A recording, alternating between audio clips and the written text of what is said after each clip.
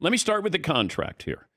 How much is Shohei Ohtani getting paid this year, and how much money does that affect their salary cap? He's getting paid less than Austin Barnes, the backup catcher for the Dodgers. Okay. He's getting paid $2 million a year. That's it. That's how much present day value. That's how much the checks are going to add up to this year, 2024.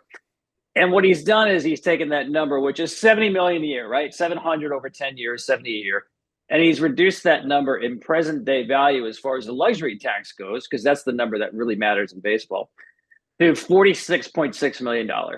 And what does that do? It puts about $24 million back in the pockets of the Dodgers to spend. So they just signed this guy for $700 million, and they're going ahead and they're negotiating with Yoshinobu Yamamoto, the best free agent pitcher coming out of Japan this year. And that number is going to be close to $300 million. And they're also talking to Josh Hader. This is not possible unless Ohtani takes 97.1% of his money due him and says, just pay me later on, 10 years down the road, with no interest, by the way. Incredible the way he has allowed the Dodgers to have the most expensive player in any sport in history and still be affordable. Has anybody ever done this? Not to this level. The record for the highest percentage, I'm not sure about other sports in baseball, 50%. And that was Max Scherzer, signed a contract with the Nationals, $210 million. $105 million of that was deferred. There might have been some interest attached to that, but 50%. No one else is really close. We've had guys 20%, Mookie Betts maybe 20-something percent.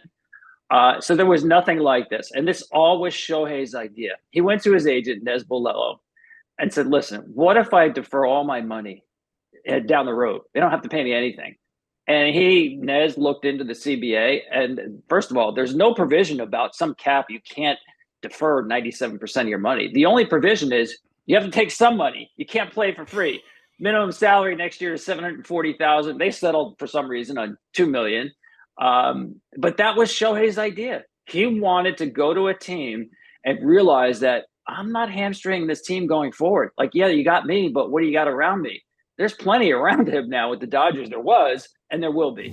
Baseball going to try to close this loophole?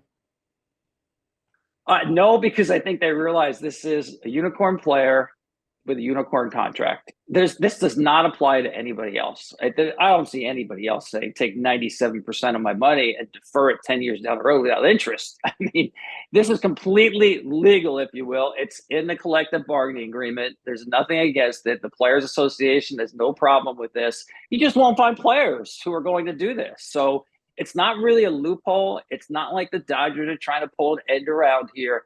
It is what it is. It's an incredible, humble gesture by this guy that, we're always amazed at watching him on the field. And think about this, Dan. His value at $700 million comes from being a two-way player, and that's about it. I mean, you mentioned the story I wrote about him. Very little that we really actually know about Shohei, right? You don't hear him talk that much. He's certainly not in your face. He's not about branding or personality.